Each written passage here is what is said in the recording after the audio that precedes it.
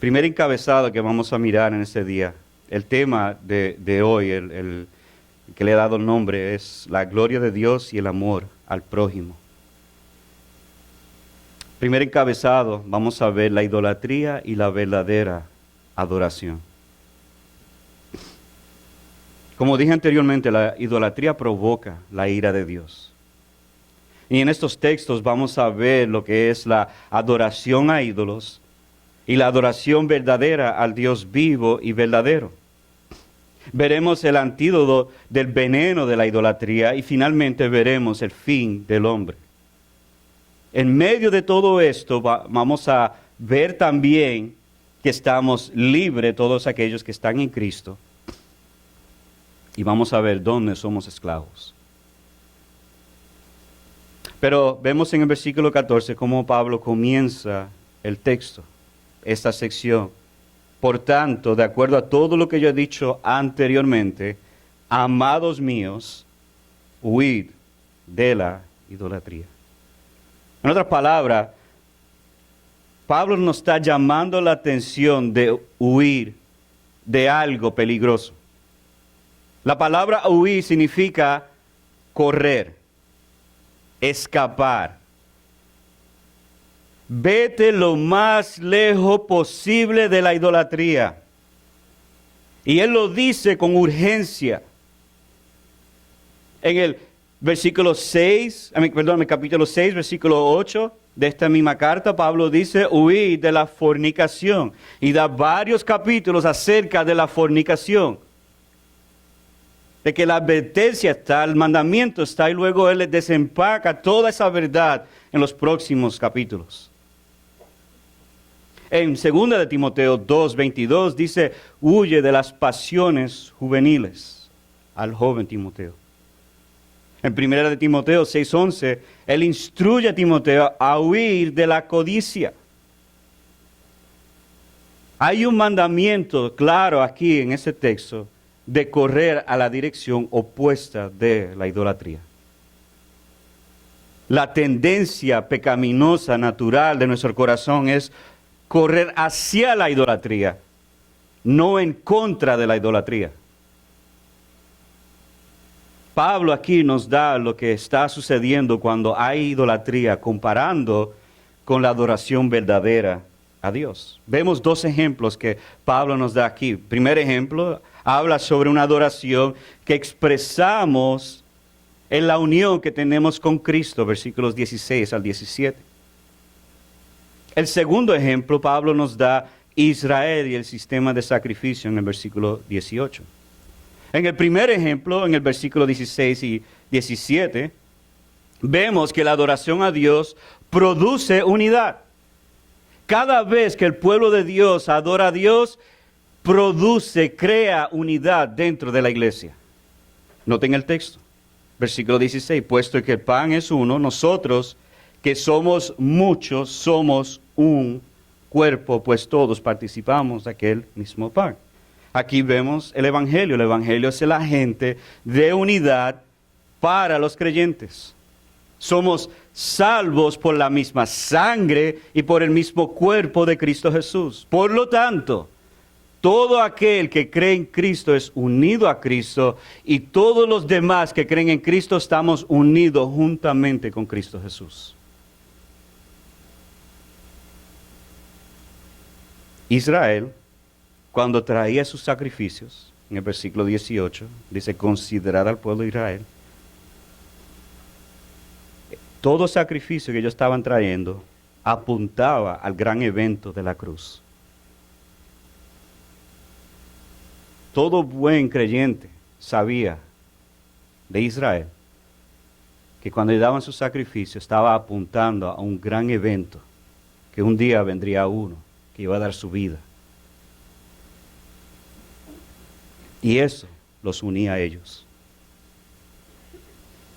En el texto vemos que esta adoración verdadera a Dios, de cual el pueblo de Dios solamente puede hacer, y cada vez que exalta y adora el nombre de Dios y se une, usa una palabra muy clave aquí en estos versículos y es la palabra participar. Noten el texto.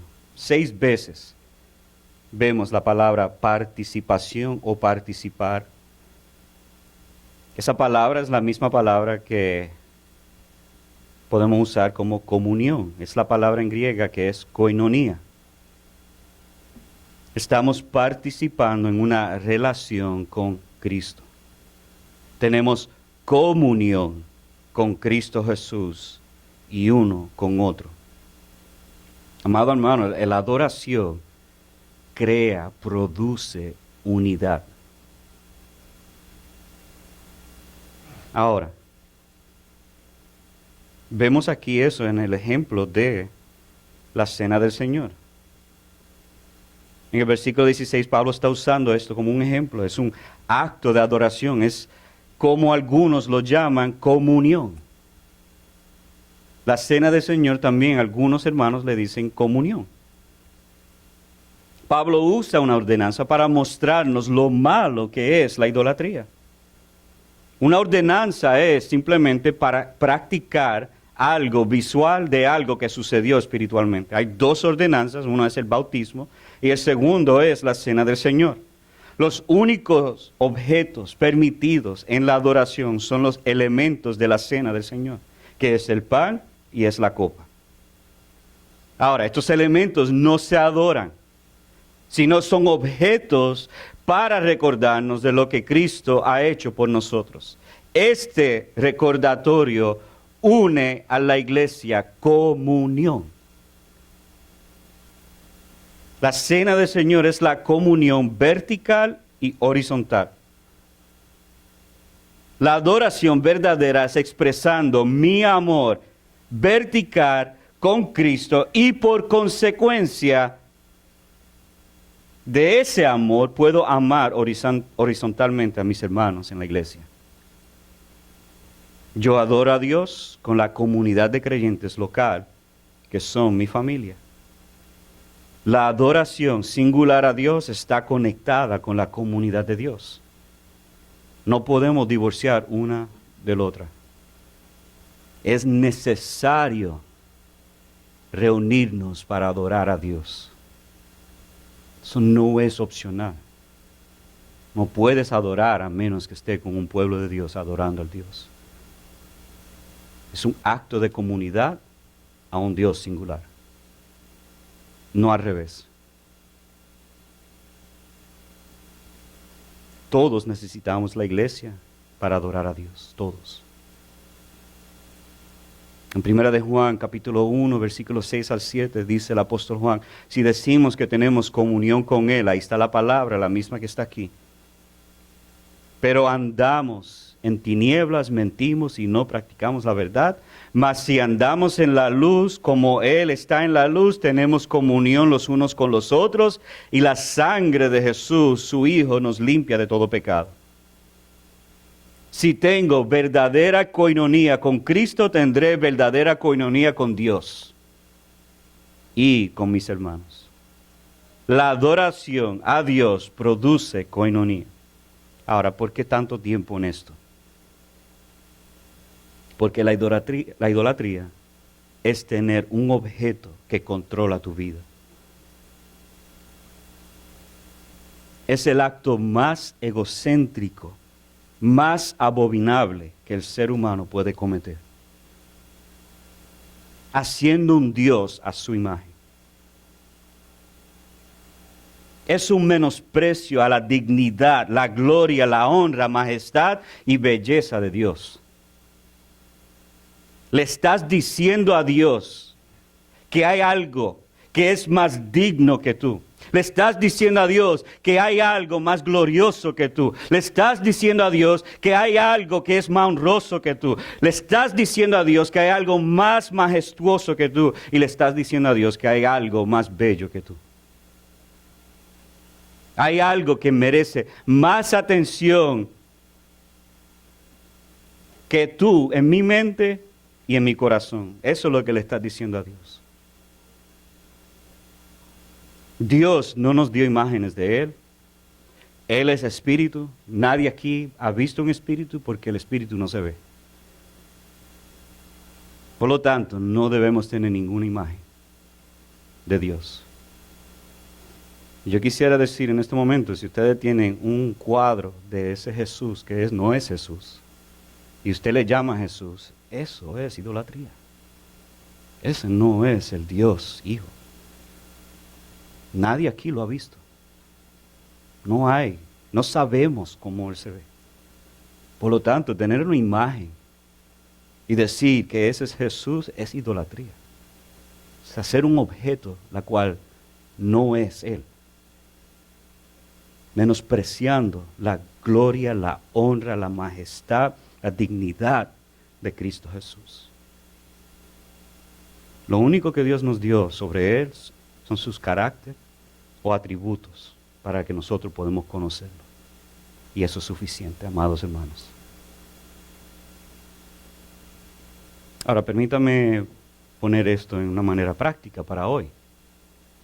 ¿Qué ídolos tenemos hoy? ¿Qué objetos controlan nuestras vidas? Permítame darle algunos ejemplos contemporáneos. En su libro Falsos Dioses de Tim Keller, él da 20, yo no voy a dar 20, no se preocupen, pero sí quiero dar algunos que él dio y también voy a dar algunos que yo creo que son necesarios para nuestro contexto. Aquí hay algunos ídolos de nuestro día. Y yo sé que ustedes saben esto, pero tú sabes que la repetición es buena para el alma. Número 1, celulares y el mundo tecnológico. Ayer nosotros fuimos a Penn Square Mall y estábamos andando y yo observé algo muy interesante y era esto. Así, yo no sé cómo la gente nos chocaron uno con el otro. Yo no sé cómo era posible. Y, hermano, no pude ni tener una conversación con nadie porque todo el mundo estaba pegado a su celular. Es así, estamos viviendo eso. Y tú sabes lo triste de eso, escúchame. Los creyentes somos iguales que el mundo en esto. Eso es lo triste, ¿sabe? Que el mundo lo haga ya eso es natural en ellos. Pero ver creyentes, cristianos, aquellos que aman a Cristo haciendo exactamente lo mismo es algo triste. Y es idolatría. Le estás poniendo más valor a ese aparato electrónico que a Dios. Ay, yo leo mi Biblia ahí. Mentiroso. Tú no lees la Biblia ahí. Tú estás buscando Facebook, viendo los últimos chismes que hay pasando en el mundo. Es idolatría. Llámalo por lo que es. Si tú pasas más tiempo en el celular que en la palabra de Dios, eres un idólatra. Y después no cuestiones por qué no estás creciendo. No le pregunte a Dios por qué las cosas te andan mal. No le digas a Dios por qué tanto mal me pasa a mi vida. Si acabamos de leer 2 textos que dice que la ira de Dios está sobre aquellos que están practicando la idolatría. ¿Qué tú esperas? ¿Bendición de eso? Familia. Ahora, ninguno de estos son malos. Quiero ser claro con algo. Pero darle más valor a esto que a Dios es idolatría. Es posible darle más valor a la familia que a Dios. Ustedes lo han escuchado. Hay una maldición entre el pueblo hispano y es esta. Permítame decirlo. Yo sé que ahora voy a pisar los pies de algunos. Yo adoro a mis hijos. ¿Ustedes han escuchado eso? Eso es idolatría. Lo único digno de adoración es Dios. Tus hijos se van a ir un día. De hecho, uno hace todo lo posible de enseñarlo en la palabra, todo creyente hace lo posible de enseñarlo en la palabra, y eso no garantiza la salvación de su alma. Ahora, dejemos de hacer eso, claro que no. Debemos de ser exigentes en enseñar a nuestros hijos la palabra de Dios. Pero una cosa que es clara, los hijos se van a ir. Y posiblemente se vayan como ingratos, echándole culpa a ustedes de todo lo malo que le están pasando en su vida.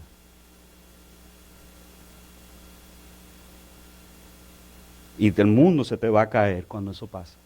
¿Por qué? Posiblemente porque estás adorando a tus hijos. Mucha gente dice, vengo a este país para darle una vida mejor para mis hijos. Mira, la vida mejor que tú puedes dar a tus hijos es la palabra de Dios, es Cristo. Y no importa donde tú estés en el mundo, tú le puedes dar el mismo Cristo aquí en este país como en el país donde tú estás. Eso es lo mejor que tú puedes darle a tus hijos. No más dinero, no más carros, no más juguetes, nada de eso le va a dar lo que ellos necesitan. La realidad es que a veces como padres nosotros adoramos a nuestros hijos. O algunos hijos adoran a sus padres. Nuestra profesión o trabajo. Interesante como a veces nosotros, como creyentes, o aún aquellos, bueno, los que no son creyentes, esto se espera de ellos, pero como creyentes a veces le damos más importancia al trabajo, a la profesión, que a Dios.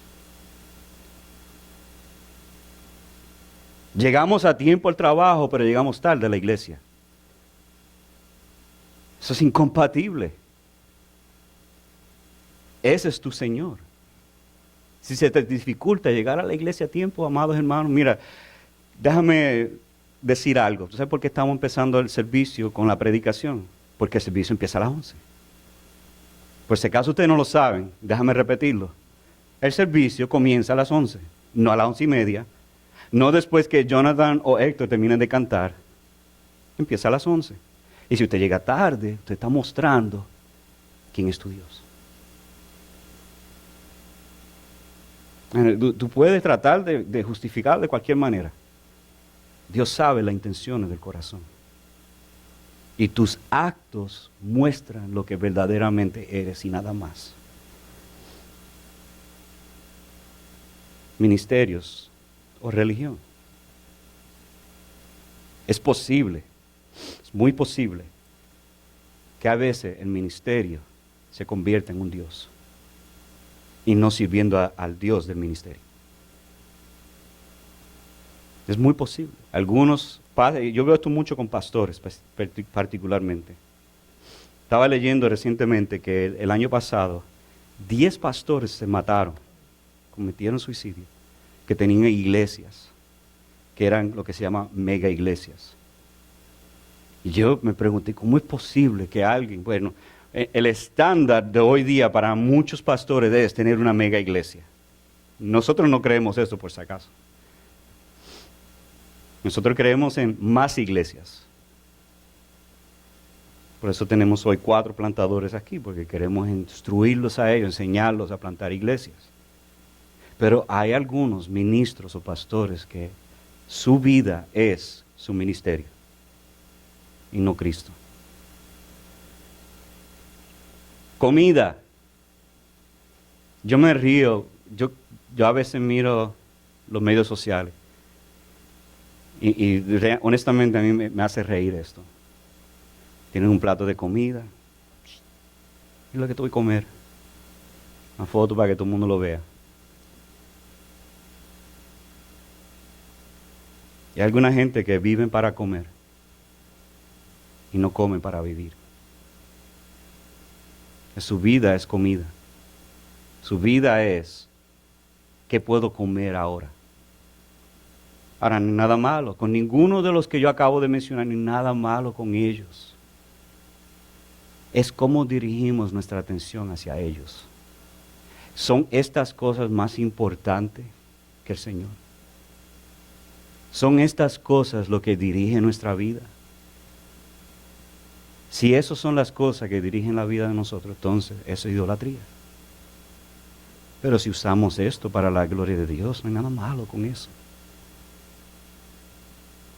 Ahora, ¿cómo matamos la idolatría? Segundo encabezado. Versículos 23 al 30. ¿Cómo matamos la idolatría? 2 maneras. Sanando la conciencia y la escritura. Sanando la conciencia y la escritura. Son los únicos medios de matar la idolatría. Pablo comienza en el versículo 23. Todo es lícito, pero no todo es de provecho. Acabamos de ver cosas que son lícitos, pero no todo es de provecho. Todo es lícito, pero no todo edifica. Cuando se habla de edificar, estamos hablando de construir. de crecer. Todo es lícito, todo lo que tenemos en las manos, todo lo que Dios nos ha dado por su gracia es lícito, pero no todo edifica, no todo es de provecho. Y hay que saber eso. Lo segundo que vemos ahora es que Pablo dirige nuestra atención a lo que es importante. Versículo 24. Nadie busque su propio bien, sino el de su prójimo. Si la adoración al Dios verdadero produce comunidad, entonces debemos conducirnos de manera que beneficia la comunidad. La regla que tenemos que tener en cuenta sobre nuestro comportamiento y qué podemos hacer o no hacer tiene que ver con este versículo 24. Nadie busque su propio bien, sino el de su prójimo. ¿Cuántos de nosotros, verdad? No alce su mano. Por favor, por amor a Cristo, no alce la mano. Pero voy a hacer esta pregunta. ¿Cuántos de nosotros verdaderamente decimos que hacemos esto? No levante su mano. Esto es para ustedes. Inspeccionar su corazón. ¿Cuántos de nosotros decimos a nuestra esposa, yo busco más que el bien de ella, no la mía? ¿Cuántos decimos eso a nuestros hijos? ¿Cuántos decimos eso a la iglesia?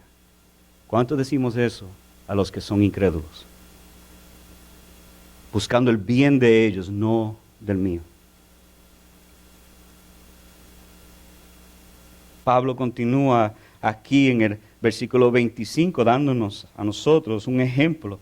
Tenemos libertad de comer lo que se vende en la carnicería. Ahora, esta carnicería no es la misma que ustedes conocen. Esto no es en unos lugares que te puedes pedir un tipo de carne. Esto es diferente.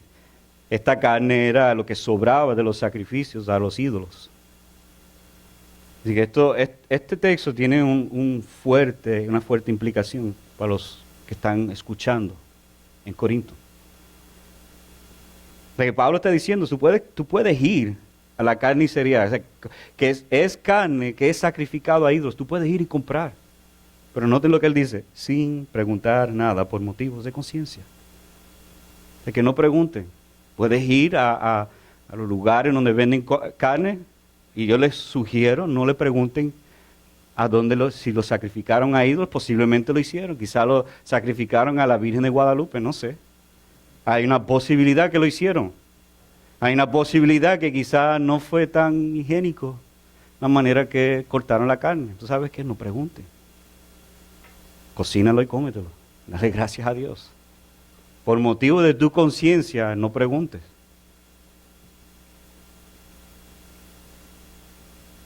No debe de preguntar. A la misma vez, nuestra libertad está atada a la palabra de Dios. Note el versículo 26. Pablo cita un texto en Salmos 24:1. Poniendo en perspectiva esta realidad. La carne no son de los ídolos, porque la tierra es del Señor y todo lo que en ella hay. Todo es de Dios. Dios es el dueño de todo, no los ídolos. Y si tiene esa realidad, esa verdad en mente, puede tener una limpia conciencia en comprar todo lo que quiera y hacer lo necesario. La conciencia se mueve de acuerdo a lo que tú amas. La idolatría se elimina cuando la palabra es aplicada a nuestra vida. Cuando nosotros vemos bajo la perspectiva de la palabra, cuando filtramos todo lo que vemos por medio de la palabra, nuestra conciencia se va a mover de acuerdo a lo que dice la Escritura. Cuando entendemos el valor de las Escrituras, eso dirige nuestra conciencia para ser agradecido con lo que Dios da, porque del Señor es la tierra y todo lo que en ella hay. Yo creo en la palabra, voy a actuar de acuerdo a lo que Dios ha demandado de mí. Yo deposito mi fe en lo que Dios ha hablado porque amo a Dios y reconozco que mi esperanza está en las promesas de las bendiciones de Dios. Porque mi satisfacción viene porque Dios cumple sus promesas en sus palabras, no con el ídolo que tengo frente de mí. Nuestra conciencia se mueve entonces por la palabra de Dios. ¿Qué es la conciencia? La conciencia simplemente es la alarma interna que nos dice que es malo y que es bueno. Es aquello que nos dice, nos da una inquietud dentro de nosotros de algo que está mal o algo que está bueno. Todos tenemos una conciencia. Aún aquellos que no son creyentes tienen una conciencia. Dice Pablo en Romanos 2, 14 al 15, porque cuando los gentiles que no tienen la ley cumplen por instinto los dictados de la ley, ellos no teniendo la ley son una ley para sí mismos, ya que muestran la obra de la ley escrita en sus corazones, su conciencia dando testimonio y sus pensamientos, acusándolos unas veces y otras defendiéndolos. Ahora hay aquellos que tienen su conciencia cauterizada. 1 Timoteo 4:2. Hay algunos que tienen su conciencia corrompida. Tito 1:15. Hay algunos que tienen una mala conciencia. Hebreos 10:22. Pero todo creyente debe tener una conciencia limpia. 2 Timoteo 1:3. Purificada. Hebreos 10:22. Y una conciencia buena. 1 Pedro 3:16. Pablo exhorta a los corintios, hablando a los hermanos, entre hermanos, la relación entre los hermanos, porque si alguno te ve a ti que tienes conocimiento sentado a la mesa de un templo de ídolos, ¿no será estimulada su conciencia si él es débil a comer lo sacrificado a los ídolos? Y por tu conocimiento se perderá el que es débil, el hermano por quien Cristo murió, y así al pecar contra los hermanos y herir su conciencia cuando esta es débil, pecáis contra Cristo. La regla aquí es que que tenemos libertad de comer y beber siempre y cuando no ofendemos. Tenemos mucha libertad de hacer muchas cosas, pero todo es dirigido a dos cosas, la palabra de Dios y la conciencia de otros. Nuestra conciencia y la conciencia de los demás es alimentada hacia el bien cuando buscamos el bien de nuestro prójimo, siempre y cuando es regulada por la palabra de Dios. Cuando la palabra me instruye y yo aplico la palabra para el bien de todos, no hay lugar para idolatría. ¿Tú sabes por qué somos idólatras? Porque descuidamos la palabra de Dios y nuestra conciencia. Ustedes saben, permítanme volver a lo de los celulares. Yo voy a tirar algo aquí, a ver si pega. Yo creo que todo creyente sabe que está mal pasando mucho tiempo mirando el celular, mirando novelas, mirando la televisión. Yo creo que todos sabemos que está mal. Pero cuando no estamos en la palabra, cuando no estamos en la oración, cuando nuestra conciencia no está atada a la palabra de Dios, como dijo Martín Lutero, entonces justificamos todo ese tiempo que pasamos haciendo aquello. Pero esa alarma todavía está molestando, diciéndonos, deja eso ya, bájalo, bájalo. Yo creo que todo creyente lucha con eso.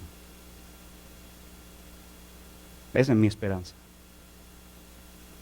Que haya una lucha interna en nosotros, sabiendo que tenemos ídolos en nuestra vida y que tenemos que soltarlas o modificarlas. No queremos nosotros, como cristianos, estoy hablando a cristianos, ofender al incrédulo por nuestra libertad. Por lo tanto, nosotros lo que hacemos es nos modificamos nuestra vida, nos ajustamos, no para el pecado, sino para el bien de otros. Yo no voy a pecar para que el incrédulo se sienta bien, pero si hay algo, mi libertad, que puede causar molestia en el no creyente, que tengo pura libertad y no es pecaminoso, yo puedo dejarlo, yo puedo echarlo para el lado, para el bien de ellos, para poder proclamar el Evangelio. Dos cosas, la palabra y nuestra conciencia. En las cosas cotidianas de la vida tenemos libertad de hacer lo mismo con los incrédulos. Comer, beber, tener trabajo, viajar. Tenemos todos esos mismos derechos y libertades. Pero esas libertades son reguladas primeramente por la palabra de Dios y nuestra conciencia, para no ofender a otros. Ahora bien, sabemos lo que es la idolatría, hemos visto lo que es la verdadera idolatría. Servir a algo, amar a algo, un objeto, más que a Dios. Sabemos cómo matar la idolatría, la palabra de Dios y alimentar nuestra conciencia, sirviendo a otros, buscando el bien de otros. ¿Por qué hago todo eso? ¿Por qué quito los ídolos de la vida? ¿Por qué dedico tiempo en la palabra? ¿Por qué debo tener una limpia conciencia para poder servir a otros? Versículo 31. Entonces, ya sea que comáis, que bebáis, o que hagáis cualquier otra cosa, hacerlo todo. Y por si acaso, déjame decirle, en griego la palabra todo significa todo.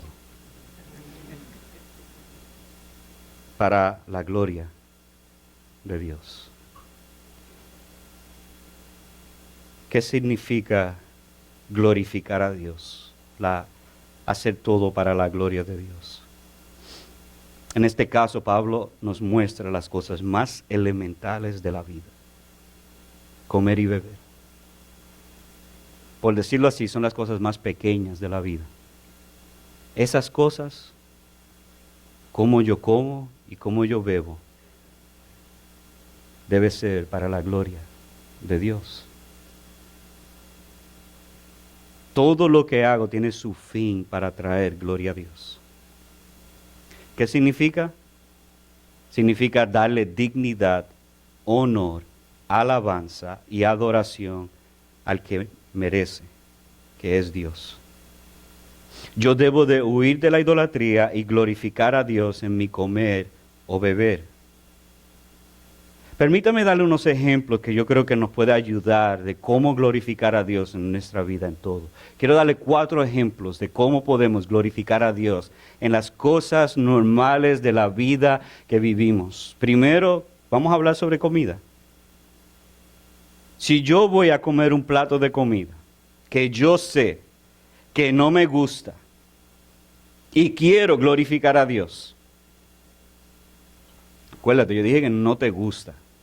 Porque si nos gusta, eso sí podemos darle gloria a Dios. Pero vamos a hablar sobre lo que no me gusta. ¿Qué yo debo de hacer? Bueno, yo debo darle gracias a Dios con un corazón agradecido por proveer mis necesidades. Número 2, engrandecer su bondad. Que Dios ha sido bondadoso conmigo, a pesar de mi pecaminosidad. A pesar de lo que yo merezco, Dios me dio comida. Número 3, yo le doy el crédito a Él por darme la comida. Dios fue quien me lo dio. Y reconocer que Dios ha sido misericordioso conmigo en permitirme comer, sabiendo que hay otros que desearían comer lo que yo tengo. ¿Qué va a producir eso? Eso es glorificar a Dios. Es reconocer su valor, reconocer quién es Él, saber que Él me lo dio y ser agradecido con lo que Él me ha dado. ¿Y qué va a producir eso? Yo le voy a dar gracias, sinceramente, al que me sirvió la comida. Voy a estar contento por la comida. Y me lo voy a comer con un gusto diferente. El glorificar a Dios afecta nuestra vida. Cuando usted y yo glorificamos a Dios, eso afecta positivamente nuestra vida. Nuestra actitud cambia por completo. Por eso a veces ustedes padres, cuando le dan algo a sus hijos, le dan una comida y su hijo lo mira como esto. Ustedes saben esa cara, ¿verdad? Que ellos ponen cuando tú le das una comida y sabe que no les gusta. Ellos ponen esa cara que la ira de nosotros se va creciendo y queremos hacer daños físicos por causa de eso. Ustedes lo saben, se ríen porque lo saben.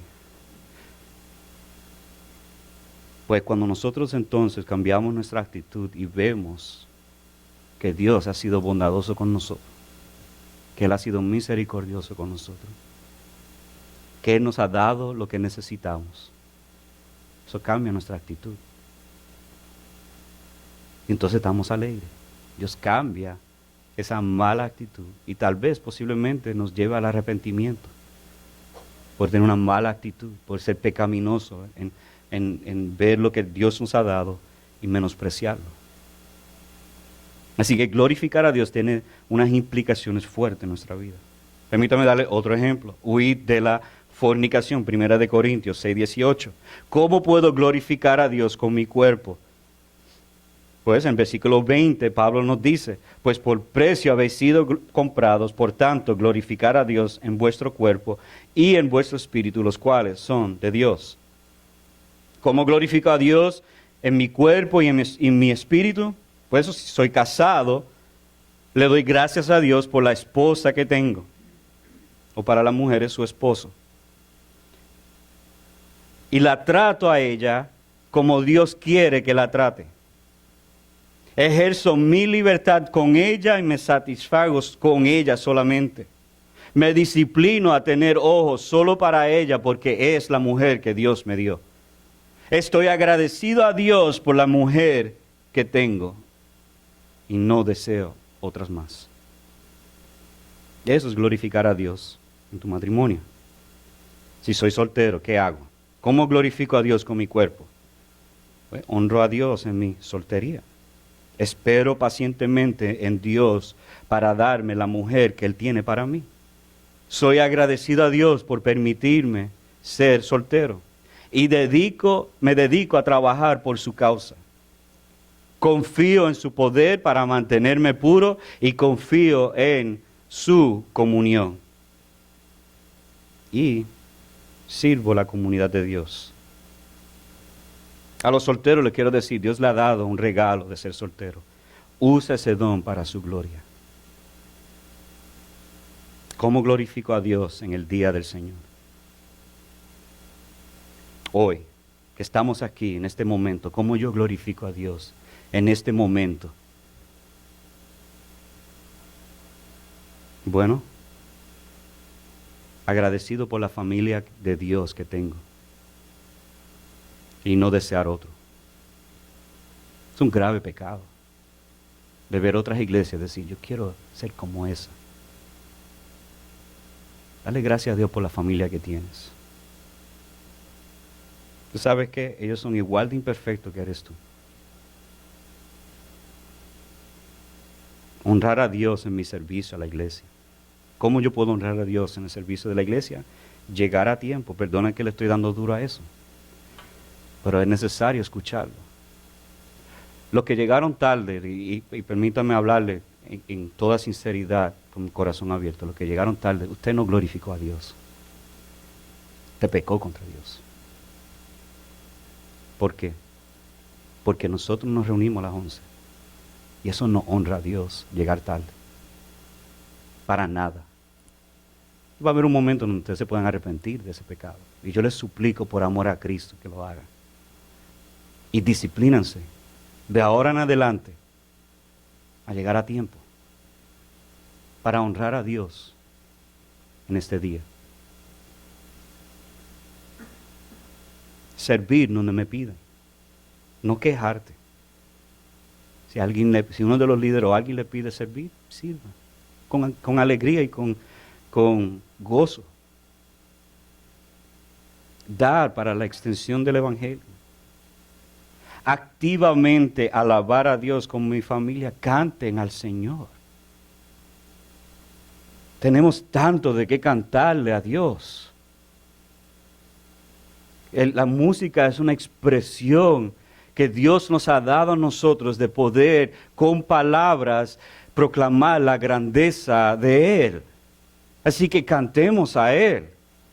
Es un gozo y deleite poder reunirnos y cantar al Señor. Hágalo para que Él sea glorificado. Estar atento a la palabra predicada.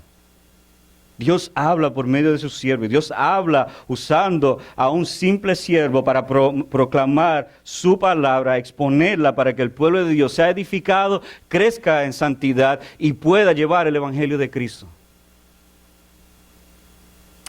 Finalmente, ¿cómo glorifico a Dios en mi trabajo? Agradecido a Dios por el trabajo que tengo. Trabajar para Dios y para que Dios sea visto en mi obrar. Saber que Dios es mi amo. Hacer todo con excelencia. Y confiar en que Dios me tiene en el lugar que Él quiere que esté. Ahí tú puedes glorificar a Dios si haces eso. Noten versículos 32 y 33.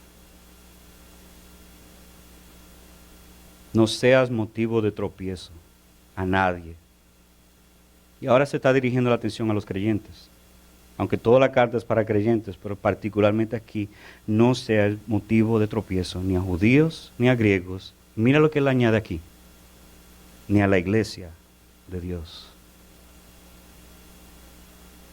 Yo debo conducir mi vida de tal manera que Dios es glorificado y el pueblo de Dios beneficia de mi manera de vivir y no ser tropiezo para otros.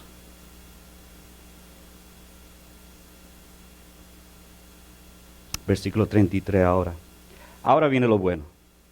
Por si acaso no le han sentido la convicción del texto, escuchen este versículo.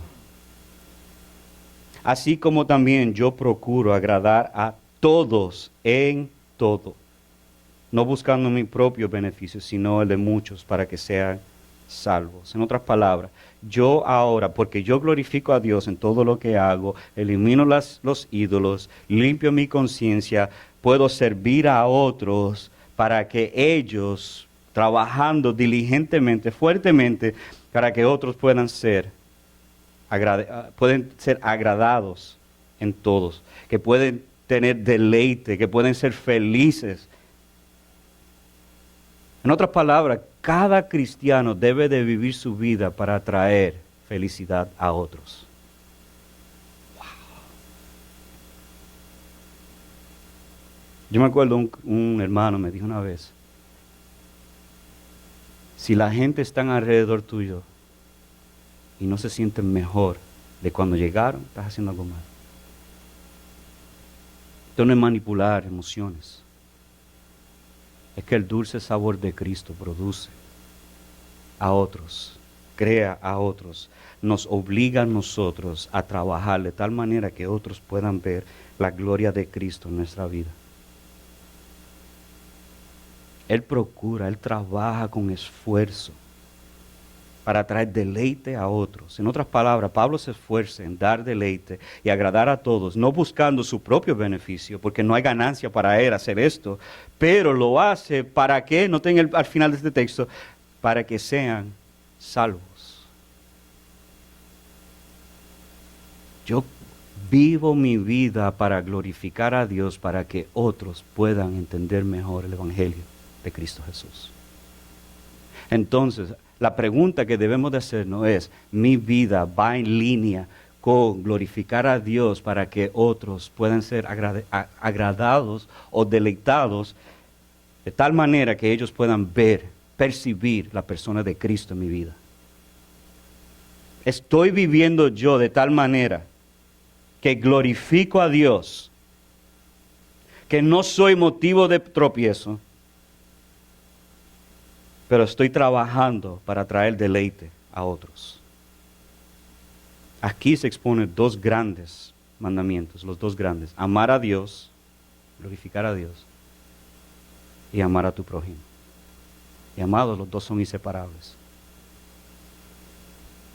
Por lo tanto, Pablo dice, sed imitadores de mí, como también yo lo soy de Cristo. Permítame hacerle esta pregunta.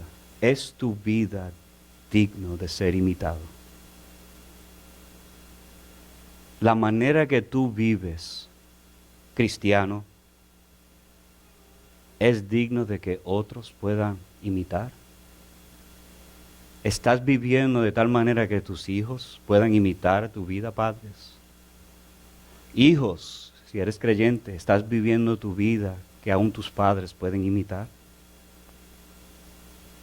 Creyente, tú que sirves, ¿estás conduciendo tu vida de tal manera que otros puedan ver tu vida y decir, yo quiero imitar lo que ellos están haciendo?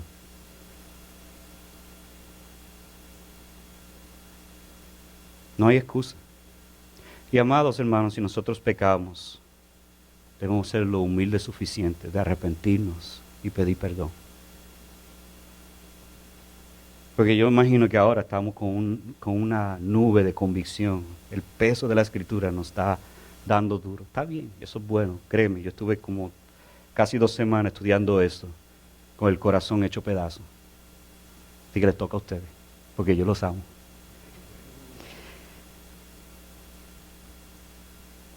Pero el glorificar a Dios, servir a otros, para que otros sean salvos, nosotros vivimos nuestra vida para que otros puedan imitar. Para resumir y concluir, huir de la idolatría es correr en dirección en contra de la idolatría, hacia una vida que glorifica a Dios. Cuando glorifico a Dios, nos esforzamos a agradar a todos para que sean salvos. Es un intercambio de egoísmo a un siervo de Dios para que otros sean salvos. Esto es vivir el Evangelio y es un desafío que tenemos como iglesia. Nuestra unidad depende de cada uno de nosotros viviendo para la gloria de Dios. Cada uno de nosotros, no buscando nuestro bien, sino la del prójimo. Cada uno de nosotros agradando a todos en todo para la proclamación del Evangelio. ¿Es fuerte el desafío? Claro que sí. Pero más fuerte es el Dios que nos dio el desafío. Descansemos en su poder y no la nuestra. Que el Espíritu nos hable hoy lo que necesitamos escuchar. Oremos.